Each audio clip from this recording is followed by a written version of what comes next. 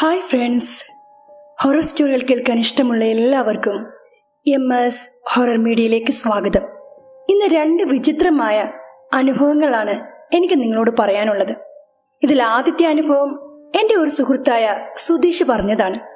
സുധീഷ് എന്നോട് എങ്ങനെയാണോ ഇക്കാര്യം പറഞ്ഞത് അതുപോലെ തന്നെ അദ്ദേഹത്തിനുണ്ടായ അനുഭവം ഞാൻ നിങ്ങളോട് പറയാം. എൻ്റെ ജീവിതത്തിൽ ഒരിക്കലും മറക്കാൻ പറ്റാത്ത ഒരു അനുഭവമുണ്ട്. ആ അനുഭവം ഞാനിന്ന് നിങ്ങളോട് പറയാം. 1992 ഈ സംഭവം നടന്നത്. അന്ന് എനിക്ക് 9-10 വയസ്സ് പ്രായം കാണും. ഞാൻ എന്നെ നിങ്ങൾക്ക് പരിചയപ്പെടുത്തിയില്ലല്ലോ.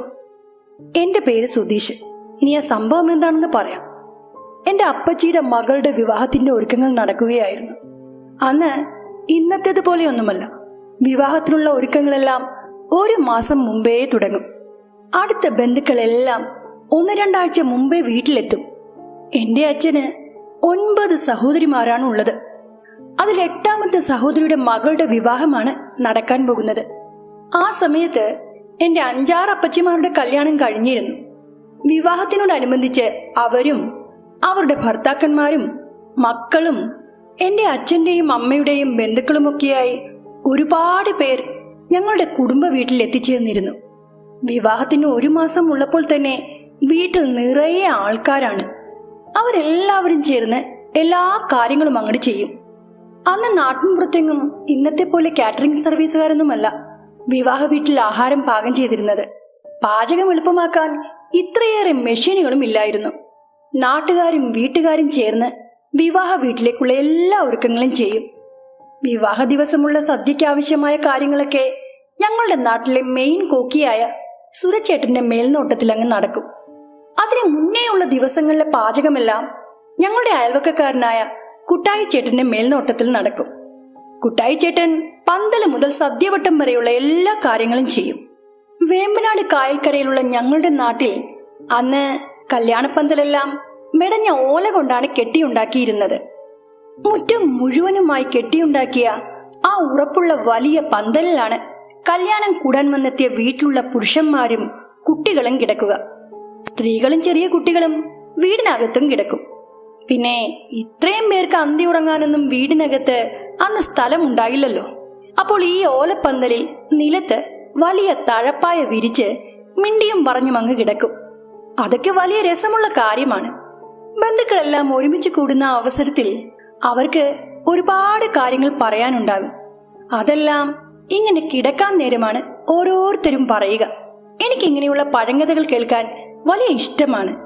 അതിനാൽ ഞാനും ചിറ്റപ്പന്മാരോടൊപ്പം ഈ പന്തലിൽ കിടക്കും. എന്നെപ്പോലുള്ള കുട്ടിപ്പട്ടാളം ഒരുപാട് പേരുണ്ട്. അവരിൽ ചിലർ അകത്തും ബാക്കിയുള്ളവർ എന്നോടൊപ്പം പുറത്തും കിടക്കും.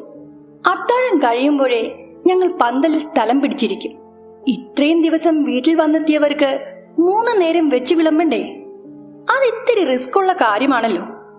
അപ്പോഴെന്താണ് ചെയ്യുകയെന്ന് വെച്ചാൽ, ചിറ്റപ്പന്മാരെല്ലാവരും കൂടി 1-2 വള്ളങ്ങളിലായി നേരെ പുത്തൻ കായലിലേക്ക് വെച്ച് പിടിക്കും.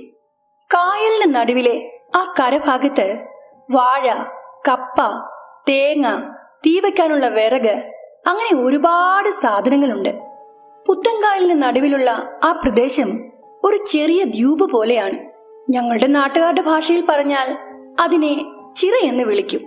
ആ ചിറയിൽ മിക്കവാറും എല്ലാത്തരം കൃഷികളുമുണ്ട്. വാഴ, തെങ്ങ്, കപ്പ, ചക്ക, ആത്തച്ചക്ക, മാങ്ങ, അങ്ങനെ പോകുന്നു ആ പട്ടിക. ഈ ചിറകൾ പാട്ടത്തിനെടുത്ത് കൃഷി ചെയ്യുന്നവർ 5-6 മാസത്തിൽ ഒരിക്കൽ മാത്രമേ അവിടേക്ക് വരാറുള്ളൂ. സ്ഥലത്തിന്റെ ഉടമസ്ഥരാണെങ്കിൽ ദൂരെ എവിടെയോ ആണ് താമസം. കുറച്ചു പേർ മാത്രം ആ നാട്ടുകാരായിട്ടുണ്ടാകും. അതുകൊണ്ട് തന്നെ ഈ ഉടമസ്ഥരെ കണ്ട് കുറച്ച് പണം മുൻകൂട്ടി കൊടുത്താൽ അങ്ങാടിയിൽ നിന്ന് വാങ്ങുന്നതിനേക്കാളും ലാഭത്തിൽ നമുക്ക് അവിടെ ചെന്ന് സാധനങ്ങൾ നോക്കി കണ്ട് പറിച്ചെടുക്കാം. ഞങ്ങളെപ്പോലെ കായലോർത്ത് താമസിക്കുന്നവരുടെ വീട്ടിൽ കല്യാണം പോലുള്ള വിശേഷങ്ങൾ വരുമ്പോൾ ഇതാണ് പതിവ്. ഇതിൽ പല മെച്ചങ്ങളുമുണ്ട്. സദ്യക്കുള്ള വാഴയില, തീ കത്തിക്കാനുള്ള കൊതുമ്പ്, വീണടക്കുന്ന തേങ്ങ, പഴുത്ത വാഴപ്പഴം, താനെ കിളുത്ത പേരക്ക, പൊഴിഞ്ഞ വീണ മാമ്പഴങ്ങൾ, ഇതെല്ലാം ഫ്രീ ആയി കിട്ടും. ഈ വക സാധനങ്ങൾക്കൊന്നും പ്രത്യേകം പണം കൊടുക്കേണ്ടതില്ല. ഇങ്ങനെ വള്ളത്തിൽ ചിറ്റപ്പന്മാർക്കൊപ്പം പോയി സാധനങ്ങൾ ശേഖരിക്കുന്നത് വലിയ രസമുള്ള കാര്യമാണ്. കല്യാണത്തിനോടടുത്ത് ഇതേ രീതിയിൽ ഞങ്ങൾ 1-2 പ്രാവശ്യം പുത്തൻകായലിലേക്ക് സാധനങ്ങൾ കൊണ്ടുവരാൻ പോകും. അങ്ങനെ ഒരു ദിവസം ഞാനും കുറച്ച് പിള്ളേര് സെറ്റും, അതായത് അവന്മാരെല്ലാം എന്നേക്കാൾ പ്രായത്തിൽ മൂത്തവരാണ്, 14-15 വയസ്സും പ്രായമുള്ള പൊടിമീശക്കാരന്മാർ. അവരാണ് എന്റെ പ്രിയ സുഹൃത്തുക്കൾ. ഞങ്ങൾ എല്ലാവരും കൂടി വെളുപ്പാങ്കാലത്ത് ചിറ്റപ്പന്മാരോടൊപ്പം പുത്തൻകായൽ പോയി ഉച്ച കഴിഞ്ഞ് വീട്ടിലെത്തി. എല്ലാവർക്കും നല്ല ക്ഷീണമുണ്ടായിരുന്നു. അതിനാൽ അത്താഴം നേരത്തെ കഴിച്ച് പന്തലിൽ ചെന്ന് കിടന്ന് ഉറക്കം പിടിച്ചു. ആ ഉറക്കത്തിനിടയിൽ അകത്തെ മുറിയിൽ നിന്ന് വലിയ ഒച്ചയും ബഹളവും കേട്ട് ഞാൻ ഞെട്ടി ഉണർന്നു. നോക്കിയപ്പോൾ എന്റെ ഒപ്പം പന്തൽ കിടന്നുറങ്ങിയ പലരെയും അവിടെ കണ്ടില്ല. അതോടെ ഞാൻ ഭയന്ന് കിടക്കപ്പായിൽ നിന്ന് ചാടി എണീറ്റ് അകത്തേക്ക് പാഞ്ഞു. കല്യാണ വീടായിരുന്നതുകൊണ്ട് ചുറ്റിനും നല്ല വെട്ടമുണ്ടായിരുന്നു. അന്ന് ഞങ്ങളുടെ കുടുംബ വീട്ടിലും ചുറ്റുമുള്ള പല വീടുകളിലും കറണ്ട് കണക്ഷൻ ഉണ്ടായിരുന്നു. വരാന്തയിലും അതിനോട് ചേർന്നുള്ള മുറികളിലൊന്നും ആരെയും കണ്ടില്ല. അകത്തെ ഒരു ചെറിയ മുറിയിൽ ആളുകൾ തിങ്ങിക്കൂടി നിൽക്കുന്നത് കണ്ട് ഞാൻ അവിടേക്ക് ചെന്നു. ആ മുറിയിൽ നിന്നായിരുന്നു ഒച്ചയും ബഹളവും കേട്ടത്. ആളുകളെല്ലാം തിങ്ങിക്കൂടി നിന്നതിനാൽ ആ മുറിക്കകത്ത് എന്താണ് നടക്കുന്നതെന്ന് എനിക്ക് ആദ്യമേ പിടികിട്ടിയില്ല. ഒരുവിധം ആ ആൾക്കൂട്ടത്തിനിടയിലൂടെ നൂണ്ട് ഞാൻ മുന്നിലെത്തി. അപ്പോൾ ഏറ്റവും മൂത്ത ചിറ്റിയുടെ മകളായ സുമ ചേച്ചി വല്ലാണ്ട് ബഹളം വെക്കുകയാണ്. ചേച്ചിയുടെ പെരുമാറ്റത്തിലും മുഖഭാവത്തിലും നല്ല മാറ്റമുണ്ടായിരുന്നു. കണ്ണൊക്കെ ചുവന്ന് തുടുത്ത് ചെമ്പരത്തിപ്പൂവിന്റെ നിറം, മുടിയൊക്കെ അഴിച്ചിട്ട് കാൽവിരലുകൾ നിലത്തൂന്നി ഒരു പ്രത്യേക രീതിയിൽ ചേച്ചി നിൽക്കുന്നു. കണ്ടാൽ തന്നെ പേടി തോന്നുന്ന ഒരു ലുക്കിലായിരുന്നു സുമേച്ചി. പക്ഷേ ഏറ്റവും വിചിത്രമായ കാര്യം എന്താണെന്ന് വെച്ചാൽ, എന്റെ അച്ഛന്റെ ഏറ്റവും മൂത്ത സഹോദരിയായ സുഭദ്രാപ്പച്ചിയുടെ അതേ ശബ്ദത്തിൽ സുമചേച്ചി സംസാരിക്കുന്നു. ശബ്ദം മാത്രമല്ല, 2 കൊല്ലം മുമ്പ് മരിച്ചുപോയ ആ അപ്പച്ചിയുടെ അതേ മുഖഭാവവും പെരുമാറ്റവും എല്ലാം സുമേച്ചിയിൽ കാണാമായിരുന്നു. ഒരു തരത്തിൽ പറഞ്ഞാൽ സുമേച്ചി അവരുടെ മരിച്ചുപോയ അമ്മയെപ്പോലെ സംസാരിക്കുകയും പെരുമാറുകയും ചെയ്യുന്നു. എന്തൊക്കെയോ കാര്യങ്ങൾ ചേച്ചി ഉച്ചത്തിൽ വിളിച്ചു പറയുകയും അടുത്ത് നിൽക്കുന്നവരെ ശകാരിക്കുകയും ചെയ്യുന്നുണ്ടായിരുന്നു. ചുറ്റും കൂടി നിന്നവരിൽ കുറച്ചുപേർ സുമേച്ചിയുടെ കൈകളിൽ ബലമായി പിടിച്ചിരുന്നു. തൊട്ടു മുന്നിൽ കിടന്ന നല്ല ഭാരമുള്ള തടിക്കട്ടിൽ ചേച്ചി ഒറ്റ കൈകൊണ്ട് എടുത്ത് ഉയർത്തുന്ന കണ്ടപാടെ ഞാൻ ആകെ പേടിച്ച് എന്റെ മുന്നിൽ നിന്ന് ആരുടെയോ പിന്നിൽ ഒളിച്ചു. സുമേച്ചി പല്ല് കടിച്ച് ഒച്ചയുണ്ടാക്കുകയും അടുത്ത് നിന്നവരെ ഉപദ്രവിക്കാനും ശ്രമിക്കുന്നുണ്ടായിരുന്നു. ഏതാണ്ട് 1 മണിക്കൂർ നേരം വരെ സുമേച്ചി തന്റെ മരിച്ചുപോയ അമ്മയെപ്പോലെ പെരുമാറി. സംസാരത്തിനും കരച്ചിലിനുമിടയിൽ തന്റെ കാതിലിട്ടിരുന്ന വലിയൊരു ജിമുക്ക്, അതും സ്വർണത്തിന്റെ, അതൂരി വിവാഹം നടക്കാൻ പോകുന്ന മിനിച്ചേച്ചിയുടെ കയ്യിൽ വെച്ചു കൊടുത്തു. പിന്നീട് തളർന്ന് താഴേക്ക് വീണു. ഏതാണ്ട് നേരം വെളുക്കാറായപ്പോഴാണ് സുമേച്ചിക്ക് ബോധം വന്നത്. അപ്പോൾ തൊട്ടുമുമ്പ് നടന്ന ഒരു കാര്യങ്ങളും ചേച്ചിക്ക് ഓർമ്മയുണ്ടായിരുന്നില്ല. പിന്നീട് എന്റെ അച്ഛനും അപ്പച്ചിമാരും നടത്തിയ സംഭാഷണത്തിൽ നിന്നാണ് അവിടെ എന്താണ് നടന്നതെന്നുള്ള കാര്യം എനിക്ക് മനസ്സിലായത്. എന്റെ അച്ഛന്റെ മരിച്ചുപോയ മൂത്ത സഹോദരിയായ സുഭദ്രാപ്പച്ചിയെ കണ്ട ഓർമ്മ എനിക്കില്ല. ഞാൻ ചെറിയ കുട്ടിയായിരുന്ന സമയത്താണ് ആ അപ്പച്ചി എന്തോ രോഗം വന്ന് മരിച്ചുപോയത്. സുഭദ്രാപ്പച്ചിയുടെ അവസാന സമയത്ത് അവരെ നോക്കിയിരുന്നത് അവരുടെ മകളായ സുമേച്ചിയായിരുന്നു. മരണക്കിടക്കയിൽ അപ്പച്ചി തന്റെ കാതിലും കഴുത്തിലും കിടന്ന സ്വർണ്ണാഭരണങ്ങൾ മകളോട് ഊരിയെടുത്തുകൊള്ളാൻ പറഞ്ഞിരുന്നു. പക്ഷേ നിറയെ മണികളുള്ള അവരുടെ കാതിലുണ്ടായിരുന്ന പൊന്നിന്റെ ഒരു ജിമുക്ക്, അതൊരിക്കൽ ഇപ്പോൾ കല്യാണം നടക്കാൻ പോകുന്ന 2ാമത്തെ അപ്പച്ചിയുടെ മകളായ മിനി ചോദിച്ചിരുന്നുവെന്നും അത് അവൾക്ക് കൊടുക്കണമെന്നും അപ്പച്ചി തന്റെ മകളോട് ആവശ്യപ്പെട്ടിരുന്നു. പണ്ട് മിനി ചേച്ചി ആദ്യമായി ഋതുമതിയായ സമയത്ത് സുഭദ്രാപ്പച്ചി എന്തോ കുപ്പായമാണ് ചേച്ചിക്ക് വാങ്ങിച്ചു കൊടുത്തത്. ആ സമയത്ത് എങ്ങാണ്ടുമാണ് ഈ ജിമുക്ക് വിഷയത്തെപ്പറ്റി ഒരു തർക്കമുണ്ടായത്. സത്യത്തിൽ അച്ഛന്റെ സഹോദരിമാരിൽ ഏറ്റവും മൂത്തയാളായ സുഭദ്രാപ്പച്ചിക്കായിരുന്നു മുത്തശ്ശി തന്റെ കൈവശമുണ്ടായിരുന്ന സ്വർണ്ണപ്പണ്ടങ്ങളൊക്കെ കൊടുത്തത്.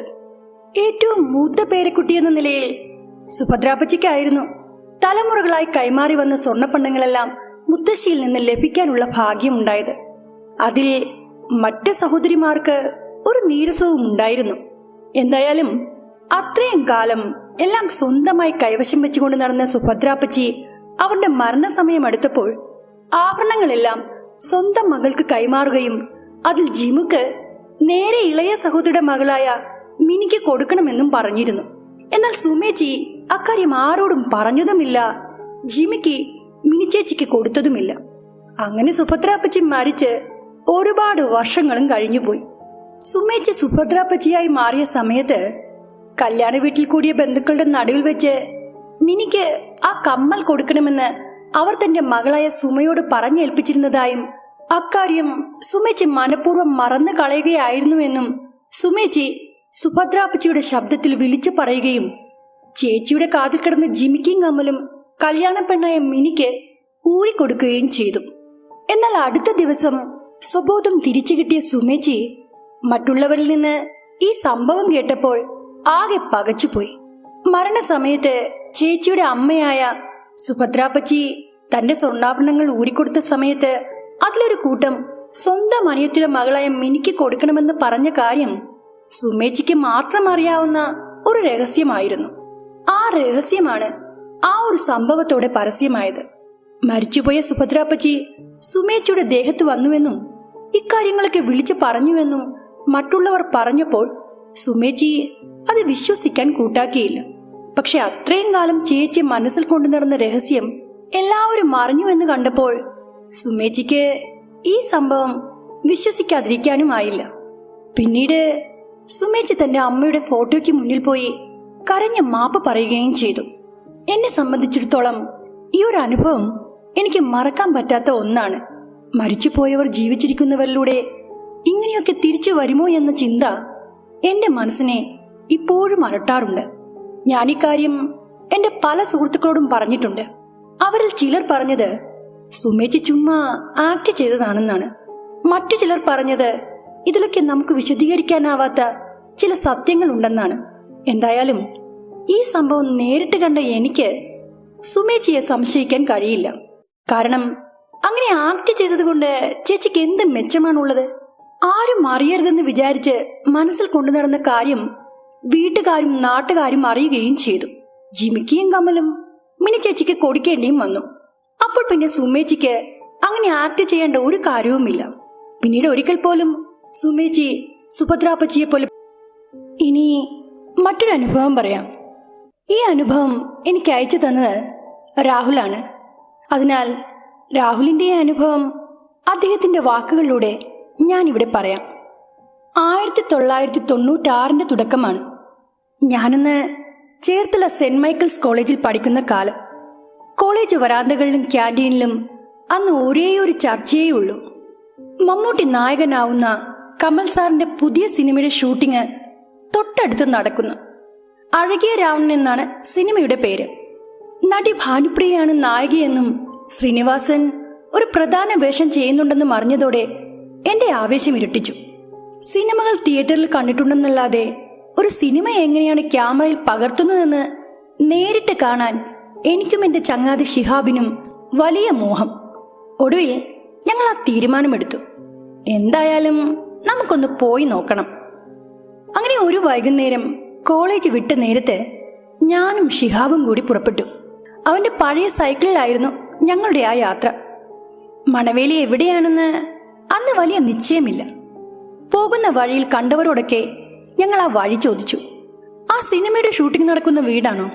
മരുത്തറോട്ടം കവലയിൽ ചെന്നിട്ട് നേരെ വടക്കോട്ട് പോയാൽ മതി, ഇപ്പറഞ്ഞ വീട് കാണാം എന്ന് വഴിയിൽ വെച്ച് കണ്ടുമുട്ടിയ 1-2 പേർ മറുപടി പറഞ്ഞു. KVM ഹോസ്പിറ്റലിന് സൈഡിലുള്ള ഒരു ഇടവഴിയിലൂടെ ഞങ്ങൾ നേരെ കവലയിൽ ചെന്ന് അവിടുന്ന് വടക്കോട്ട് വെച്ചു പിടിച്ചു. മണവേലിയിൽ എത്തിയപ്പോൾ കണ്ട കാഴ്ച ഞങ്ങളെ വിസ്മയിപ്പിച്ചു. സിനിമയിൽ കാണുന്നതിനേക്കാൾ പ്രൗഢിയുണ്ടായിരുന്നു ആ പഴയ വീടിന്. റോഡ് സൈഡിൽ വലിയൊരു പറമ്പിന് നടുവിൽ ഒറ്റപ്പെട്ട ഒരു വീട്. ഓടുപാകിയ പണ്ടത്തെ രീതിയിൽ പണികഴിപ്പിച്ച ഒരു 2 നില വീട്. അതിന്റെ സൈഡിലും പിറകിലും വലിയ കാടായിരുന്നു. ആ സ്ഥലത്തിന്റെ പേര് പോലെ തന്നെ പ്രസിദ്ധമാണ് ആ വീട്. മണവേലി വീടിന്റെ മുറ്റത്ത് ഷൂട്ടിംഗ് കാണാൻ വന്ന ഒരുപാട് പേരുണ്ടായിരുന്നു. അവരുടെ ഇടയിലൂടെ നൂഴ്ന്ന് ഒരു വിധത്തിലാണ് ഞങ്ങൾ ഇരുവരും ആ വീടിനടുത്തെത്തിയത്. ആ വീടിന്റെ പരിസരത്തേക്ക് ഞാനും ഷിഹാബും എത്തുമ്പോൾ അന്തരീക്ഷത്തിൽ ഒരു പാട്ടൊഴുകി നടക്കുന്നുണ്ടായിരുന്നു. രവീന്ദ്രൻ മാസ്റ്ററുടെ മനോഹരമായ ഈണത്തിൽ യേശുദാസ് പാടിയ പുലരിമണി തൂവൽ പൊഴിയും പവിഴമഴ എന്ന ഗാനം ആ പാട്ട് സെറ്റിൽ തുടർച്ചയായി പ്ലേ ചെയ്യുന്നുണ്ട്. വെറുമൊരു പാട്ടല്ല, അത് ആ സിനിമയുടെ ആത്മാവാണെന്ന് തോന്നിപ്പിക്കുന്ന വിധം അവിടെയെല്ലാം ആ സംഗീതം നിറഞ്ഞു നിന്നു. ഷൂട്ടിംഗ് കാണാൻ വന്ന ജനക്കൂട്ടം ആ പാട്ട് കേട്ട് നിശബ്ദരായി നിൽക്കുകയാണ്. വരികൾക്കിടയിൽ സംവിധായകൻ കമൽ സാർ എന്തൊക്കെയോ നിർദ്ദേശങ്ങൾ നൽകുന്നു.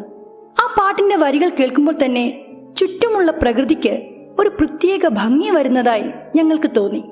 അന്ന് ഞങ്ങളെ ഏറ്റവും കൂടുതൽ അത്ഭുതപ്പെടുത്തിയത് അവിടെ കണ്ട ആ കൃത്രിമ മഴയായിരുന്നു. കത്തുന്ന വെയിലാണെങ്കിലും മണവേലി വീടിന്റെ മുറ്റത്ത് തകർത്ത് പെയ്യുന്ന മഴ. ടാങ്കറുകൾ കൊണ്ടുവന്ന വെള്ളം വലിയ പൈപ്പുകളിലൂടെയും ഹോസുകളിലൂടെയും ഉയരത്തിൽ ചീറ്റിച്ചാണ് അവർ ആ കൃത്രിമ മഴ സൃഷ്ടിച്ചത്. സിനിമയിൽ മഴ കാണുമ്പോൾ അത് ഇത്രയും വലിയ സജ്ജീകരണങ്ങളോടെയാണ് ചെയ്യുന്നതെന്ന് ഞങ്ങൾ അന്നാണ് നേരിട്ട് കാണുന്നത്. വെയിലത്ത് മഴവില്ല് വിരിയുന്നത് പോലെ ആ വെള്ളത്തുള്ളികൾ വെളിച്ചത്തിൽ തിളങ്ങുന്നുണ്ടായിരുന്നു. വെള്ളം ചുറ്റുന്ന ശബ്ദവും പാട്ടിന്റെ ഇണവും ചേർന്ന് അവിടെ ഒരു മാന്ത്രിക ലോകം സൃഷ്ടിക്കപ്പെട്ടിരുന്നു.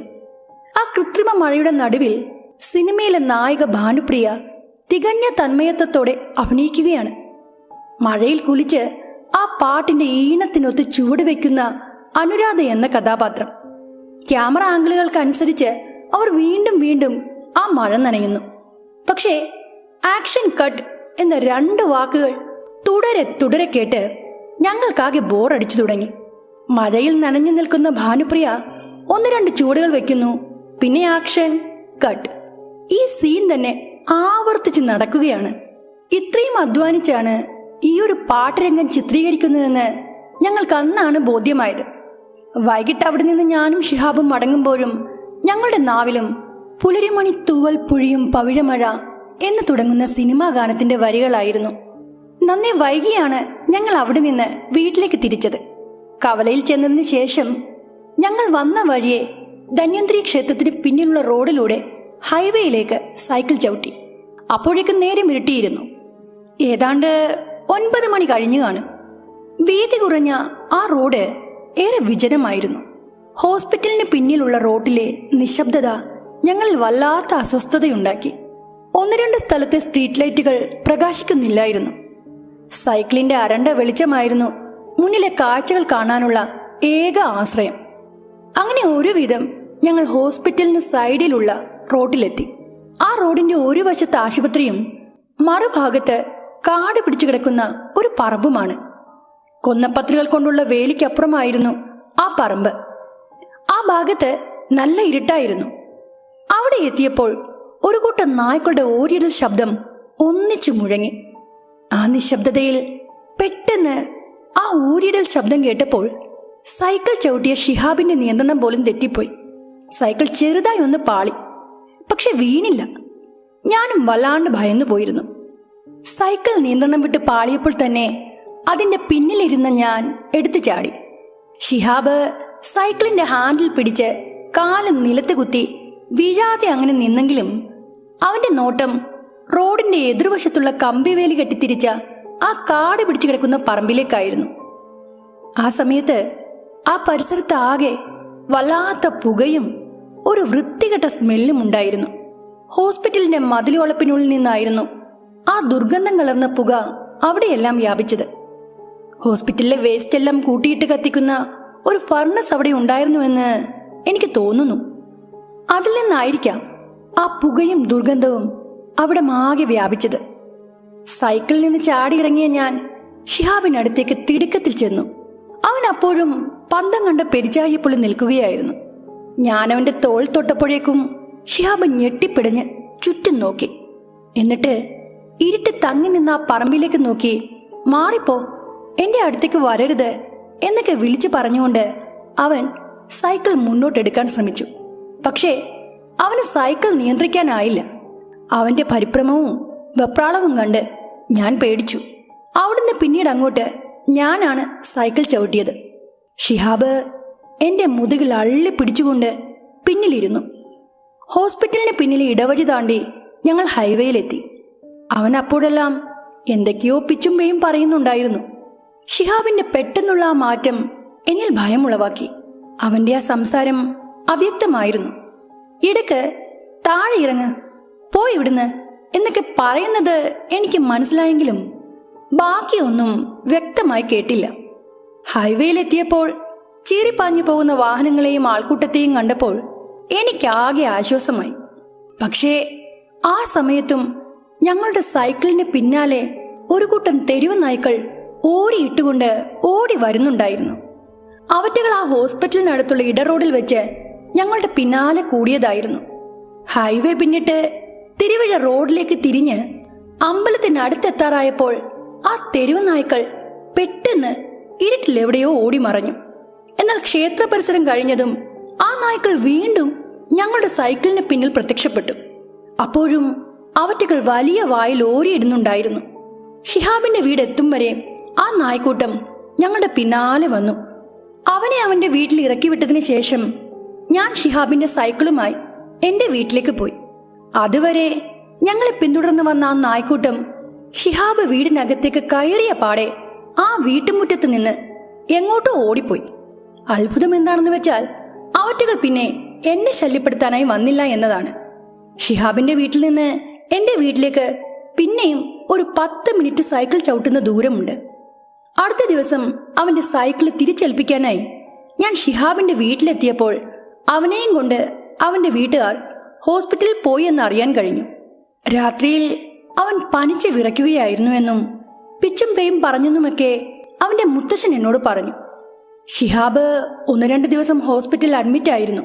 അവൻ വീട്ടിലെത്തിയപ്പോൾ ഞാൻ അവനെ കാണാൻ പോയിരുന്നു. ആ 1-2 ദിവസം കൊണ്ട് അവൻ ആകെ കോലം കെട്ടു പോയിരുന്നു.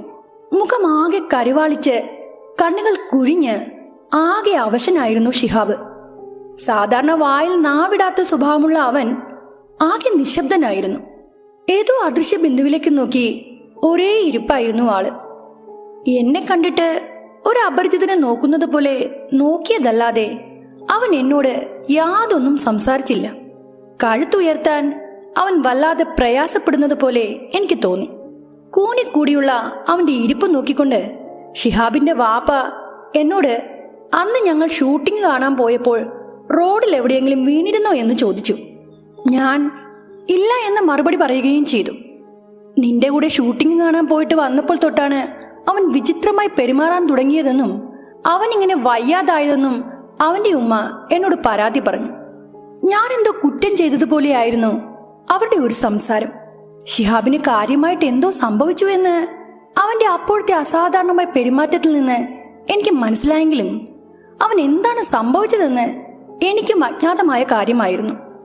അവന്റെ വാപ്പയുടെ നിർബന്ധത്തിനെ തുടർന്ന് അന്ന് ഞങ്ങൾ ഷൂട്ടിംഗ് കാണാൻ പോയി തിരിച്ചു വന്നതുവരെയുള്ള എല്ലാ കാര്യങ്ങളും ഞാൻ അദ്ദേഹത്തോട് വിശദമായി തന്നെ പറഞ്ഞു.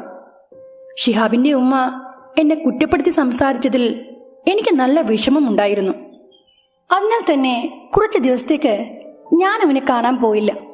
അതിനിടയിൽ അവനെ പല ആശുപത്രികളിലും കാണിച്ചുവെന്നും എന്നിട്ടൊന്നും അവന്റെ രോഗത്തിന് ഒരു മാറ്റവും ഉണ്ടായില്ലെന്നും ഞാൻ എൻ്റെ മറ്റു ചില സുഹൃത്തുക്കളിൽ നിന്നും അറിയാനിടയായി.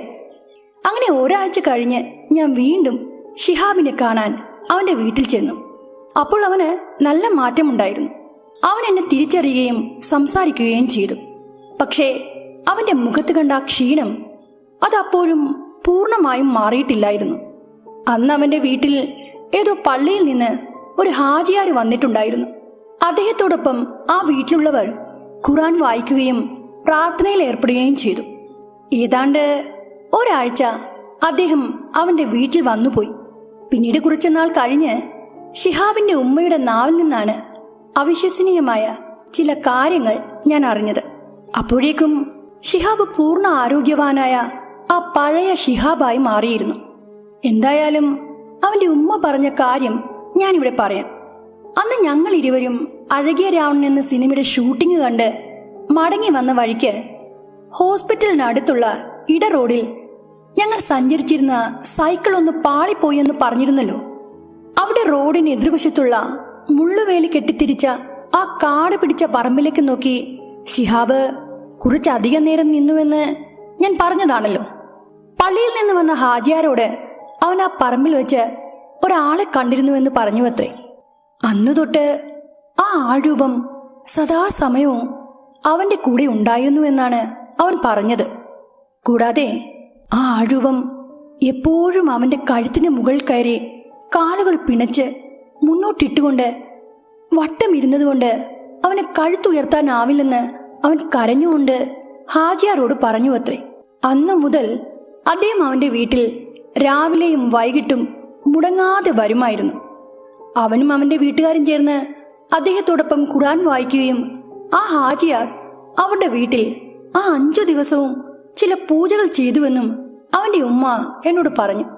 അതിനുശേഷമാണ് ഷിഹാബിന്റെ അസുഖമെല്ലാം മാറിയതെന്നും അവൻ പഴയതുപോലെ പെരുമാറാൻ തുടങ്ങിയതെന്നുമാണ് അവന്റെ ഉമ്മ അന്ന് എന്നോട് പറഞ്ഞത്.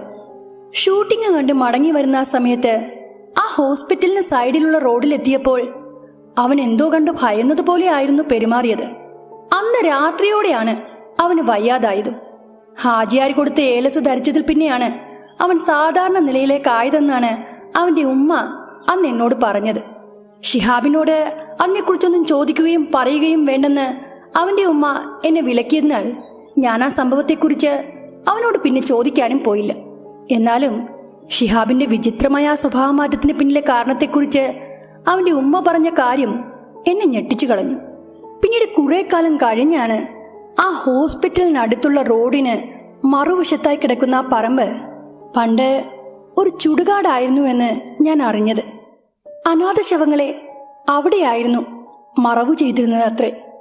ഇപ്പോഴും അഴകിയ രാവൺ എന്ന സിനിമയുടെ പേരോ അതിലെ പാട്ടുകളോ കേൾക്കുമ്പോൾ ഇക്കാര്യങ്ങൾ എൻ്റെ ഓർമ്മ. ഇന്നീ കഥകൾ നിങ്ങളോട് പറയാൻ ഞാൻ വല്ലാതെ കഷ്ടപ്പെട്ടു. നമ്മുടെ നാട്ടിലെ ചൂടിനേക്കാൾ ഇരട്ടിയാണ് ഇവിടുത്തെ ചൂട്. കഥ റെക്കോർഡ് ചെയ്യുമ്പോൾ സൗണ്ട് ക്വാളിറ്റി നഷ്ടപ്പെടാതിരിക്കാൻ ഞാൻ റൂമിൽ ഫാൻ ഉപയോഗിക്കാറില്ല. ആകെ വിയർത്ത് കുളിച്ച് ചൂട് സഹിച്ചാണ് ഞാൻ ഈ കഥകൾ റെക്കോർഡ് ചെയ്തത്. കൂടാതെ വലിയ ചൂടായതുകൊണ്ട് വോയിസ് റെക്കോർഡ് ചെയ്യുന്ന ഫോണും പലതവണ ഹീറ്റായി. അവധിക്ക് നാട്ടിലേക്ക് പോകാനായി ഒരുങ്ങിയിരിക്കുന്ന എനിക്ക് വയ്യാതാകുമോ എന്ന് പോലും എനിക്ക് തോന്നിപ്പോയി.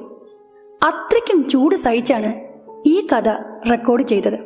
അപ്പോൾ ഓക്കെ, ഇനി നാട്ടിലെത്തിയിട്ട് അടുത്ത കഥ എഴുതി പറയാം. ഈ കഥ ഇഷ്ടമായാൽ ഹൈപ്പ് ചെയ്യണേ. കഥയെക്കുറിച്ചുള്ള നിങ്ങളുടെ അഭിപ്രായങ്ങൾ മറക്കാതെ അറിയിക്കണേ.